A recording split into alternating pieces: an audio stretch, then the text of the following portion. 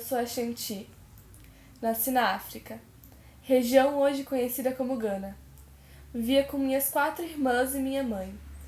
Tínhamos uma vida humilde, sem muitos luxos, porém feliz. Aos 14 anos, fui tirada do lugar onde vivia. Homens brancos que falavam uma língua diferente da minha. Ao chegar no Brasil, fui torturada, humilhada, maltratada e abusada de várias maneiras. E eu morri no dia 14 de março, enforcada. Foi assim que me matei.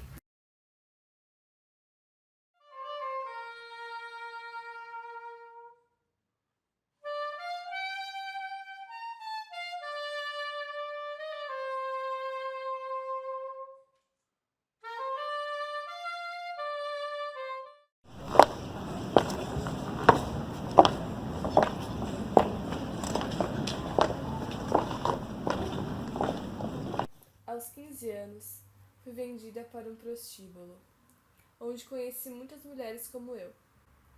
Éramos excluídas de muitos lugares. Não podíamos frequentar festas e igrejas. Vivíamos em condições precárias. A pobreza da pobreza. Eram vendidas, tá? Eram vendidas para prostíbulos, onde tem ouro, tem jogo, tem baralhos e haviam mulheres. Mas imagine só, elas vão se prostituir, vão gerar riqueza e com ouro não vai ficar, pois eram escravas. Então eles só iam ceder seu corpo em função de ouro. Pois é, eu acho que era uma vida restrita. Tipo assim, restrita de muitas coisas, festas que aconteciam, eram mais papéis de... A maioria que fossem em festa, algumas coisas eram papéis de acompanhantes. Neste ponto da história, eu não tinha engravidado, mas estupro era presente. Os homens não conheciam isso como estupro. Para eles era normal, era naturalizado. Olha o contexto da escravidão, é fácil de entender. Exemplo, você era uma linda negra, nova, bonita, e senhorzinho tinha aquela portuguesa que pesava 120 quilos, com aquele bigodão, sem curvas nenhuma, e você ia seduzir ele. Ele ficava de olho em ti e separava você não mais na senzala, e sim na cafua, onde você ia esperar seu senhorzinho. E sabe o que ele levava para você? Uma galinha. Iria ficar satisfeito em ganhar uma galinha no século XVIII para agradar um homem em troca de uma galinha? Sim, uma galinha valia 4 centavos de ouro. Então, muitas vezes se prostituía por causa de um pedaço de queijo, por causa de uma galinha, ou quem sabe de um vestido de veludo velho. Então, e era muito melhor agradar senhorzinho do que ter que ficar com o tal do reprodutor, que era sem carinho, era sem nenhum amor. Sim, nós nos vendíamos por uma galinha, e mesmo que apreciássemos aquele alimento em momentos curtos, eram momentos felizes. O mesmo serve para o vestido. Ambos eram coisas que nunca tivemos após nossa escravidão, e que sempre nos foi negado. Por seus senhores ou até mesmo pelos próprios escravos. Tanto é que os escravos tinham as mulheres deles, né? Então, não creio nisso, não. Esse negócio de prostituição, apesar de ser a profissão mais antiga do mundo, eu creio que no Brasil colonial isso começou a surgir, a não ser que eu não saiba que alguma dessas pretas possa ter sido comprada para bel prazer dos cabarés, das casas de prostituição que existiam na época. Paulo, você não estava lá, mas nós estávamos. Não te culpamos por isso. Nossa história foi esquecida e até hoje ainda é. Muitos escravos realmente tinham suas esposas, mas as prostitutas existiam sim, e estavam por todas as partes. Nós existíamos e fizemos parte da história. As pessoas nos tratavam mal, nos usavam e exploravam. Éramos objetos, nosso corpo, nossa alma e nossa vida. Para elas, éramos animais e não seres humanos. Não eram bem vistas não, né? Elas eram mais um peso que a mulher negra e as mulheres em geral também Sociedade fascista e racista tratava as mulheres negras como se elas fossem um objeto qualquer. Nem olhavam para a cara delas. Tinha bares que, não é na época colonial, agora recente, tinha bares que se você fosse negra e chegasse ela branquinha, o porteiro do bar não deixava você entrar. Eu fechei 3 bares em Ouro Preto por causa disso. Por mais que não fôssemos tratadas como humanas, éramos extremamente procuradas.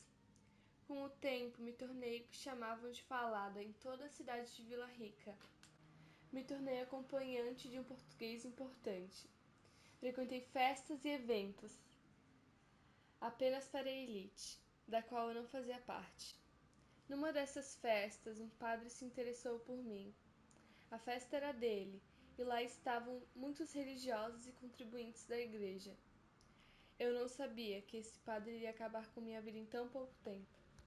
Ela era vista como qualquer uma outra pessoa, ou seja, esclarecendo melhor, como uma pessoa que tem dignidade, né, porque a igreja, né, enquanto instituição, ela não pode ter nenhum ranço, nenhum cheiro de racismo, tá vendo?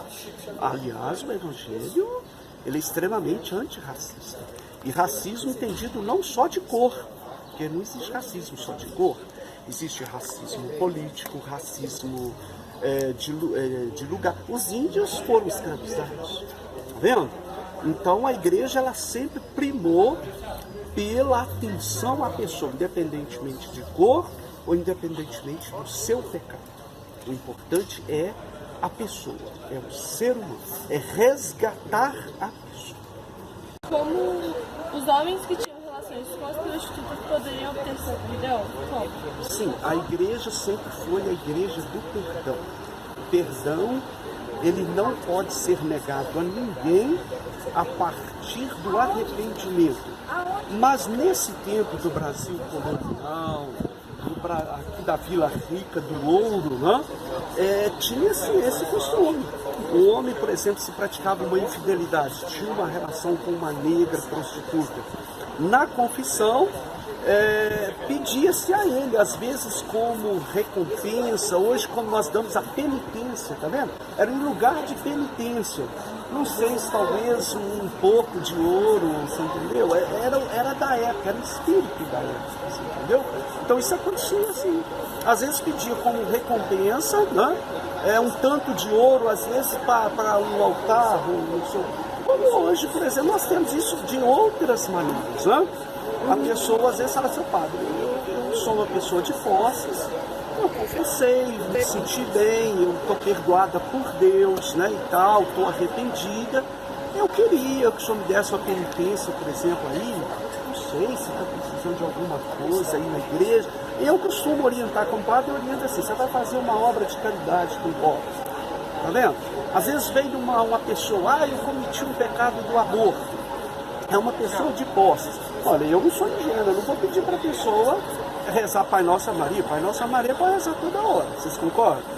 Se é uma pessoa de posse, olha, como penitência, você poderia oferecer 1 litro de leite para uma criança pobre durante um ano? Nossa, padre, isso para mim não representa nada. Pronto. Tá vendo? Então, cada época você pode ter, sim, essas mudanças. Não tínhamos toda essa compreensão, padre, e não havia toda essa possibilidade de perdão para os nossos atos. Era considerado pecado, algo errado, mas eu não via assim. Eu não seguia a mesma religião que vocês. Talvez eu não devesse me importar tanto, mas a palavra pecado às vezes fazia com que eu me importasse. Violada. Foi assim que me senti por ter descoberto a gravidez de um dos homens mais importantes da cidade. Ele não poderia saber e meu filho não poderia nascer nesse regime de escravidão em que eu me encontrava. No dia 14 de março, fui para a sacada do prostíbulo, virada para o centro da cidade. Peguei uma corda que usávamos para satisfazer os desejos dos clientes e a amarrei no meu pescoço. Pulei antes que alguém pudesse me impedir.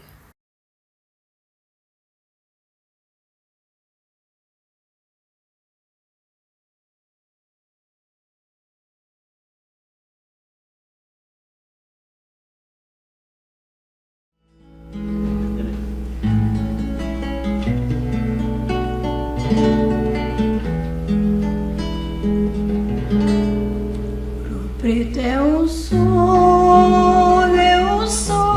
a cantar, com as suas montanhas ali rodear, e as ouro pretanas, qual bando de andorinhas, buscam romance, dão-lhe chance